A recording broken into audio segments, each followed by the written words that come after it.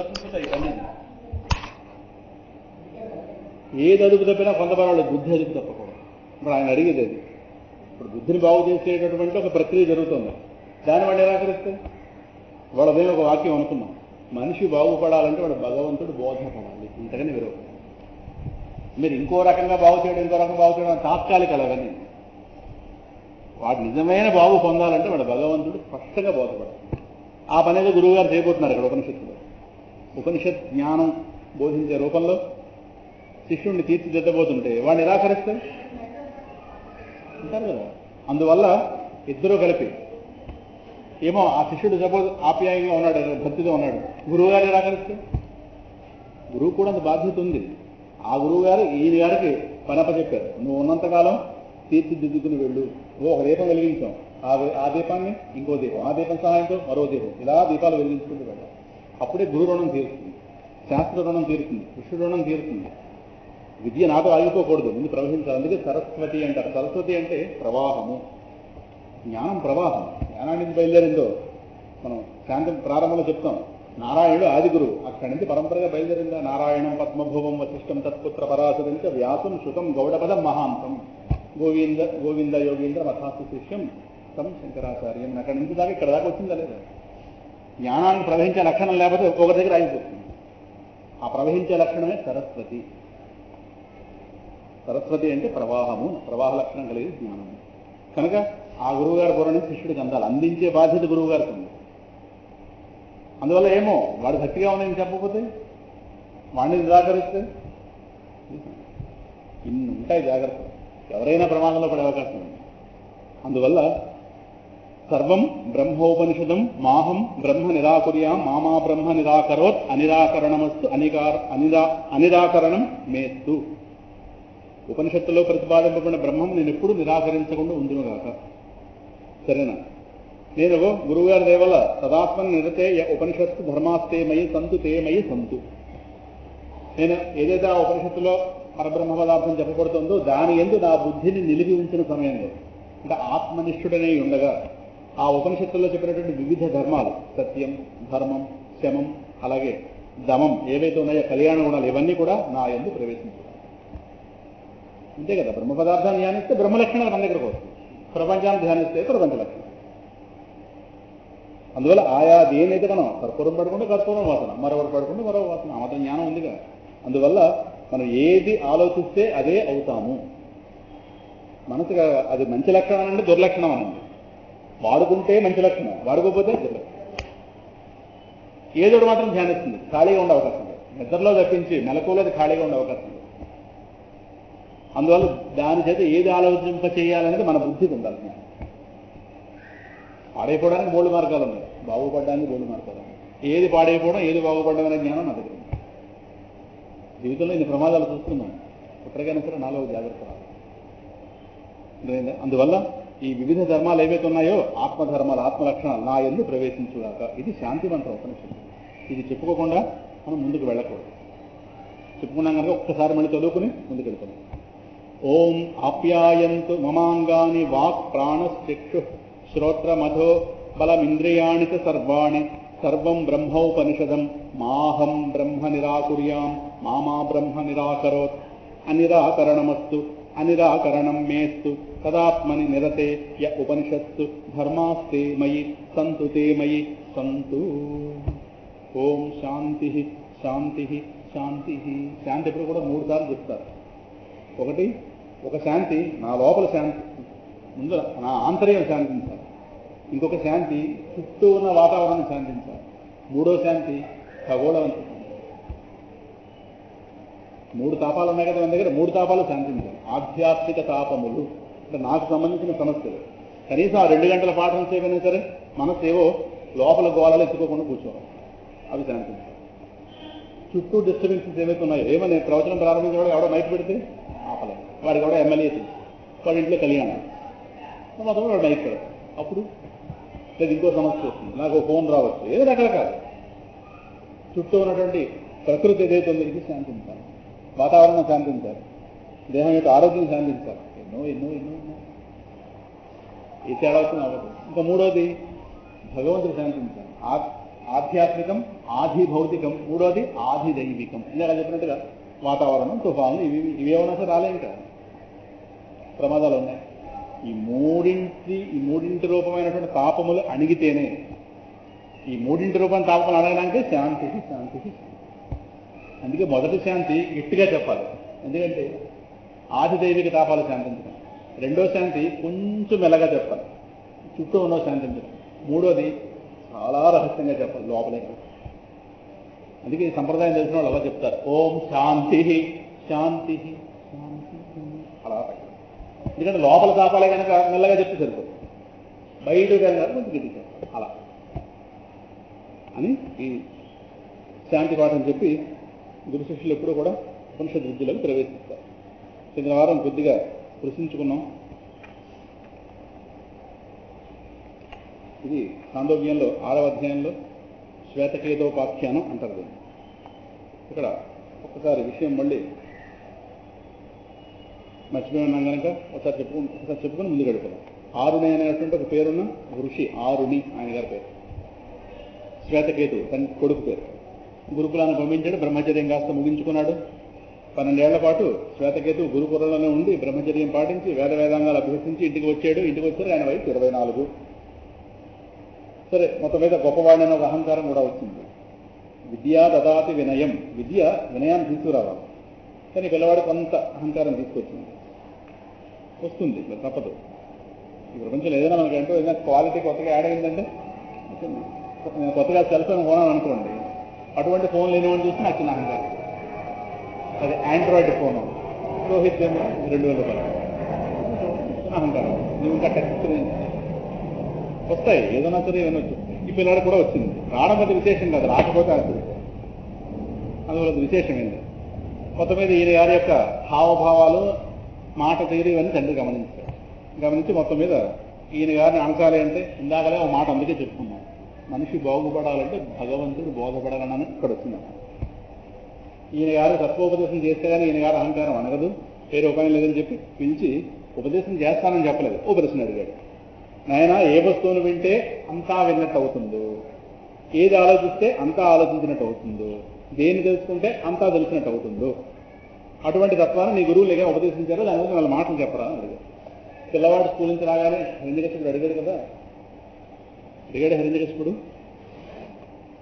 ప్రహ్లాదానుచ్యతం తాత కించిత్ వధీతముత్తమం. ఆయన నేర్చుకున్న దాంట్లో నీకు బాగా నచ్చింది ఏమిటో చెప్పరా నడిపి చెప్పాడు కదా, ఎల్ల శరీరధారులకు ఇళ్ళను అలా. సో ఆ విధంగానే ఈ పిల్లవాడికి కూడా ప్రశ్న అడగగానే సమాధానం చెప్పలేదు. కానీ కొంత లేని వినయం కాస్త కొంత తెచ్చుకొని అదేమిటో మీరే చెప్పండి. ఇక్కడ చెప్పబడిన వాక్యం ఉపనిషత్తుల్లో యస్మిన్ విజ్ఞాతే సర్వమిదం విజ్ఞాతం భవతి. ఇది ఉపనిషత్తు వాక్యం. యస్మిన్ విజ్ఞాతే, ఏది తెలుసుకుంటే, సర్వమిదం విజ్ఞాతం భవతి, సమస్తం తెలియబడినట్టు అవుతుంది. ఇదే భగవద్గీత 7వ అధ్యాయం 2వ శ్లోకం, జ్ఞానం తేహం సవిజ్ఞానం. అది కనుక అది మీరే చెప్పండి అనగానే ఈయన గారికి సమాధానం తోచలేదు కదా, అహంకారం కాస్త కొంత అడిగింది. వెంటనే ఆరుణి తండ్రి గారు చెప్తున్నారు, కొన్ని ఉదాహరణలు చెప్పారు. ఎందుకంటే ఏదైనా మన ప్రపంచంలో తెలుస్తున్న దాని సహాయంతోనే తెలియని దాన్ని తెలుసుకోవాలి, వేరే ఉపాయం లేదు. ఉన్న జ్ఞానంతోనే లేని జ్ఞానాన్ని పొందాలి. ఏందా, పట్టకారుతోని గిన్నె పట్టుకోవాలి. డైరెక్ట్గా వెళ్ళి గిన్నె పట్టుకుని చేయగలరు. పట్టకారు సహాయంతో గిన్నెను పట్టుకోవడానికి పట్టకారుని పట్టుకోవాలి. పట్టుకోకపోతే కుదరదు. అదే తెలిసిన జ్ఞానంతో తెలియని జ్ఞానాన్ని పట్టుకోవాలి. అందుకే మీకు ఏదైనా ఇప్పుడు ఏదైనా ఐడెంటిటీ కార్డు కావాలనుకోండి, మీకు పాన్ కార్డు కావాలంటే ఏమంటాడు, ఆధార్ కార్డు జెరాక్స్ అండి. ఆధార్ కార్డు వెళ్తే పాన్ కార్డు జెరాక్స్ అండి. ఏదో ఒకటి ఉండాలి. ఏది లేకపోతే మీరు ఏం చేయాలో తెలియదు. రేషన్ కార్డు తెలియదు. ఏది లేకపోతే మీరు ఇండియాలో ఎందుకుంటున్నారు అని అడుగుతారు. నువ్వు ఉన్నావు కాబట్టి నేను ఉన్నా అని చెప్పాను. మరి ఏదో ఒకటి ఎంఆర్ఓ దగ్గర కాగితం లేండి అంటే, మీరు ఈ లొకాలిటీలో ఉంటున్నట్టుగా ఎంఆర్ఓ నుంచి కాగితం తెలియదు. ఏదో ఒకటి మీరు భారత పౌరుడని ఏంటి సూచన లేదు. మీ ఆయనగారు పనిచేస్తున్న ఆఫీసులోంచి ఒక లెటర్ పట్టుకోండి, తమరు ఇక్కడే ఉంటున్నారు, లేదా స్టడీ సర్టిఫికేట్ తెలియదు. ఏదో ఒకటి ఏదో కావదుగా. ఈయన గారు కొన్ని ఉదాహరణలు చెప్పారు. నిత్య పరిచయంలో ఉన్నటువంటి మన్ను తెలుసుకుంటే ఆ మన్నుతో తయారైనటువంటి కుండ మొదలైనవన్నీ కూడా తెలిసిపోతాయి కదా. అంటే జ్ఞానం వికసించాలి. అలా కొంత అవగాహన వస్తుంది పిల్లలు. మన్ను సత్యం. ఈ నామరూప వికారాలన్నీ కూడా కేవలం వాక్కు వల్లే ఏర్పడుతుంది. ఇక్కడ మళ్ళీ ఉపనిషత్ వాక్యం వస్తుంది. వాచారంభణం వికారో నామధేయం మృత్తికేత్యేవ సత్యం. మృత్తిక అంటే మన్ను, మన్నే సత్యం. కానీ దాని వికారాలు, దాన్ని పెట్టి తయారు చేసిన రూపాలు అవన్నీ కూడా ఏదో వ్యవహారం కోసం వాటికి పేరు పెట్టాం. ఇది కుండ, ఇది పూజ, వ్యవహారం నడవాలి కదా. వ్యవహారం కోసం మనం చేసుకున్న ఏర్పాటే కానీ మట్టినే ఆయా పేర్లతో పిలుస్తుంది. ఆ పేర్లన్నీ ఎవరు? మట్టి. మట్టికి కనుక మన సహస్రనామం రాస్తే కుండ, పూజ వినందులో. విష్ణు గల సహస్రనామాలు ఉన్నాయో బంగారానికి సహస్రనామాలు రాయొచ్చు, మట్టికి రాయొచ్చు. ఎన్ని ఆభరణాలు అంటే అన్ని ఆభరణాలు మట్టి యొక్క పేర్లే, సారీ బంగారం యొక్క పేర్లే. ఎన్ని రకాల మట్టి పాత్రలు ఉన్నాయో లోకంలో ఆ వాటి పేర్లు ఉంటాయి కదా, అవన్నీ మట్టి యొక్క సహస్రనామం రాస్తే రాయొచ్చు. షాపుకి వెళ్ళి మొత్తం ఎన్ని రకాల మట్టి పాత్రలు ఉండేది దానికి పేరు కనుక్కుని అన్ని కలిపి చక్కగా కొంత సంస్కృత భాష నేర్చుకుని చక్కగా రాస్తే అన్నీ తెలుగు సహస్రనామం, కొండ సహస్రనామం మంచి. కానీ అవన్నీ మాత్రం ఒక వస్తువే అనే జ్ఞానం ఉంటే కాదు. అందులో ఏది సత్యం? మన్ను సత్యం. ఇవో మధ్యలో వచ్చి మధ్యలో పోయి, మధ్యలో పోతుంది కాబట్టి చివరిలో కొడుకు చేత కుండ పగలగొట్టిస్తారు. పగలగొట్టించిన చివరిలో ఇలా కన్నం పెడతారే, కారేలో 3 సార్లు తిరగమంటారు, కుండ పడిచి రారా.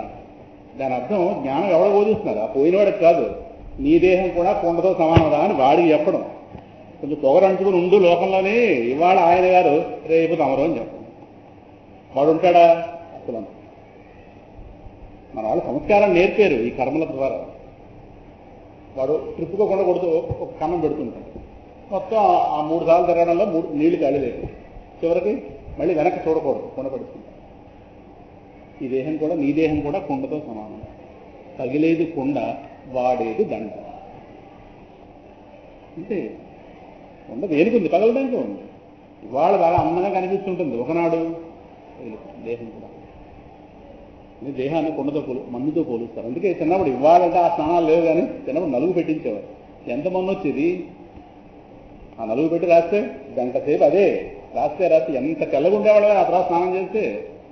ఏది ఇవాళ సబ్బులతో అది పోతుందా? పోదు. నలుగు పెడితే మొత్తం ఒంటి మీద అంతా వస్తుంది. ఏముంది మన్ను వికారం? మొత్తం పెరట్లో మొత్తం అంతా ఈ నలుగు పిండి నూనె నూతి చెప్పడా దగ్గర నలుగు ఏదైనా నిలబెట్టి లాగా వీళ్ళందరూ నిలబెట్టి ఒకడు కొంచెం లాగేసి వాడు నిలబెట్టి వీళ్ళందరూ ఇవే స్నానాలు. చివరిలో ఆ కంట్లో ఆ పులుసు పోసేసి మొత్తం మీద తువాలు కూడా పడు ఇలా కళ్ళు అద్దుకుని 9 గంటలు అవుతుంది మొత్తం అంత అయితే. అప్పుడు చలిదానం తిని పడుకుంటే ముక్తి మోక్షం అక్కడ ఉంది. ఈ జాడీలో శుభ్రంగా చల్లని అలా మురిగి ఉంటుంది ముందు రోజు మధ్యాహ్నం నుంచి. అందులో 2 దానిమాకులు పడిసి 4 ఆవకాయ ముక్కలు పడేస్తాయి. జాడీ దగ్గర 4 కూర్చోబెడితే అయిపోయింది. దానిమాకు గుర్తు వస్తుంది చల్లని. మీకు చెప్పగలదు, మీరు నాకు చెప్పాలి. దానిమాకు వేస్తారు కదండి, దానిమాకే వేస్తారు. దానిమాకే వేస్తారు.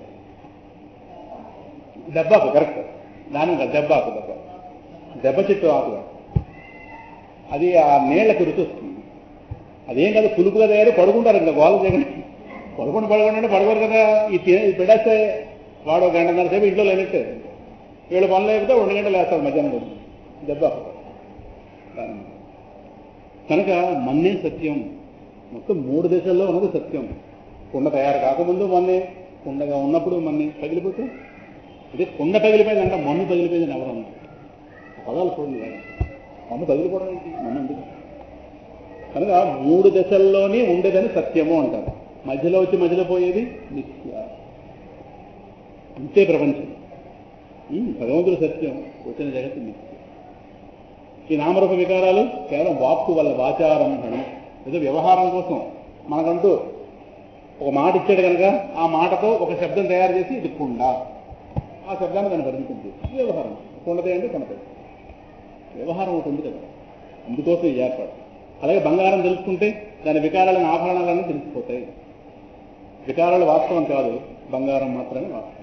అలాగే ఇనుము తెలుసుకుంటే ఇనుముతో తయారైనటువంటి కత్తి, యోగం కదా, రకరకాలు ఇవన్నీ తెలిసిపోతాయి. నామరూపాలు మధ్యలో వచ్చి మధ్యలో పోయేవి అవి మిథ్య, ఇనుము మాత్రమే సత్యం. పాప ఈ కుర్రాడు ఇవి కూడా గ్రహించలేకపోయాడు. కారణం ఒకటి అయి ఉండొచ్చు, ఆశ్రమ జీవితం కదా, వాళ్ళకి ప్రపంచం తెలియదు. అందుకే ఈయనన్నాడు, ఎందుకంటే ఐరన్ ఇవన్నీ బంగారం ఇవన్నీ ఎక్కడ చూసుకుంటాడు, మట్టి చూసుకుంటాడేమో కానీ మట్టి అంటే మట్టిని తెలియకపోవచ్చు. వాళ్ళకి ఎంతసేపు వేదం నేర్పడం తప్పించి వేదం నేర్పడం భోజనం పెట్టడం అదే బయట తిరగనివ్వరు. రెసిడెన్షియల్ స్కూల్లో ఉంటుంది వేద విద్య అంటే. కనుక మీరు చెప్పిన విషయాలను గ్రహించలేకపోతున్నానండి, బహుశా ఈ విషయాలు మా గురువు గారు కూడా తెలియదేమో అని మళ్ళీ చిన్న అహంకార ప్రదర్శన వెళ్ళారు. అంటే తన దోషాన్ని గురువు గారిని నెట్టారు. తెలిస్తే వాళ్ళు చెప్పి ఉండేవారు కదా అని. గురువు గారికి తెలిసినవన్నీ కూడా వీడు చెప్పాలని ఏమీ లేదు. వీడికి చెప్పనంత మాత్రం గురువుగారు తెలియంది కదా. వీడు ఇంకోలా చెప్పుంటే తండ్రి సందర్శించు. గురువుగారు తెలిసే ఉంటుంది, బహుశా అన్నీ చెప్పి ఉండరు. సరే రెండు కనుక్కుంటానులేండి అని అంటే బాగుంటుంది. అది నమ్రత. ఈయన గారు కొంచెం నమ్రత కూడా లోపించింది పిల్లవాడికి, పెంకి పిల్లవాడు. అందువల్ల దాంతో ఆరుని కొద్దిగా పిల్లవాడి మీద విసుక్కున్నాడు. గురువులు ఎప్పుడు ఆక్షేపించకు, నువ్వు ఈ సంగతిలో వాళ్ళని అడిగి ఉండవు, బహుశా అడిగి ఉంటుంటే వాళ్ళు నీకు చెప్పగల సమర్థులే అని చెప్పి వెంటనే తండ్రి గారిని శరణాగతి చేశాడు.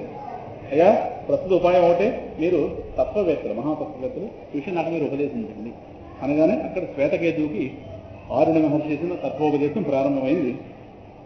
సృష్టి ఆరంభం నుంచి ప్రారంభించారు. సృష్టి ఆరంభంలో, సృష్టికి పూర్వం, before the creation of whole universe, సృష్టికి పూర్వం ఏముంటుంది? కారణ తత్వం మాత్రమే ఉంది. సృష్టికి పూర్వం భగవంతుడు ఉన్నాడు అనకూడదు, భగవంతుడు అని తర్వాత వచ్చిన పేరు. సృష్టికి పూర్వము ఉన్నటువంటి ఆయనకి పేరు సత్. ఏదో ఉంది అని చెప్పాలి, ఏదో ఉంది, సంథింగ్ ఇస్, దానికంటూ నామరూపాలు లేదు, ఏదో ఉంది, సత్. దాన్ని ఏమంటారు? సత్. అది సత్. సదేవ సౌమ్య ఇదమగ్ర ఆసీత్ ఏకం ఏవ అద్వితీయం బ్రహ్మ నేహనానాస్తి. సృష్టికి పూర్వము సృష్టికర్త మాత్రమే ఉంది, రెండవ వస్తువు లేదు, అది సత్, ప్యూర్ ఎగ్జిస్టెన్స్. దాన్ని మనం బుద్ధితో ఊహించలేము. మీరు ఏది ఊహించినా అది కాదు, అది ఏదో ఊహించకుండా మనం ఉండలేము. ఊహలాగిపోతే అది అందుతుంది. మెలకువలో ఉండగా ఊహలాగిపోతే అది అందుతుంది. అవుతాయి ఊహలు, కానీ ఏదో ఒకటి ఊహిస్తాం. ఏమన్నా ఇలా ఉంటాడు, అలా ఉంటాడు, ఇలా ఉండడు, అలాగే ఉంటాడు. ఆ స్థితిలో ఇలాగే ఉండడు, ఆ నామరూపాలు ఉండవు అక్కడ, ప్యూర్ ఎగ్జిస్టెన్స్. అందుకని నేను చెప్పడానికి లేదు. సృష్టికి పూర్వం సత్పదార్థం మాత్రమే ఉంది, దాని సత్పదార్థము అంటే అంటే ఏదైతే ఉందో అదే సమస్తానికి ఆధారమైనటువంటి ఆ మహాచైతన్యం ఏదైతే ఉందో, ఏదైతే ఆనంద స్వరూపమో, ఏదైతే ఉనికి స్వరూపమో, ఏదైతే తాను అనంతమో, ఏ వస్తువుకైతే రెండో వస్తువు తనకన్నా వేరుగా లేదో, ఏదైతే ఉన్నది తానే ఉందో అదే సృష్టికి పూర్వం ఉంది, బిఫోర్ క్రియేషన్. దాని నుంచి బయలుదేరింది క్రియేషన్ కదా. అక్కడ రెండో వస్తువు లేదు. అప్పుడు దానిలో ఒక సంకల్పం బయలుదేరింది, నేను వివిధము అగుగాక. ఎలాగైతే మట్టి ఒక మట్టి ముద్ద 10 కుండలుగా ఎలాగైతే అయిందో, అలాగే ఒక మహాచైతన్యం, రెండవ వస్తువు లేని, the thing which is non dual, ఇంగ్లీష్లో చెప్పుకుంటాం, అంతగానే చెప్పడానికి లేదు. దాని నుంచి డ్యూయాలిటీ బయలుదేరింది. ఎలా బయలుదేరుతుంది? నాకు తెలియకుండా వస్తుందా? తెలియకుండా వచ్చే అవకాశం ఉంది. అది సంకల్పం చేసింది, నేను వివిధం అవ్వగా.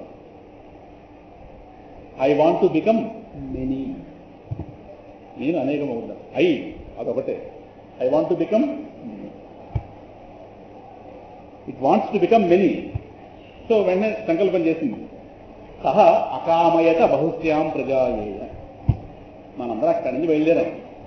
డిపో నుంచి ఆర్టీసీ బస్సులు బయలుదేరినట్టు డిపోలో ఉన్నసేపు అని ఒకటే, పైకి రాగానే ఏ బస్సు దారా bus, Anakapalli bus, Anakapalli, Vizianagaram bus, Vizianagaram.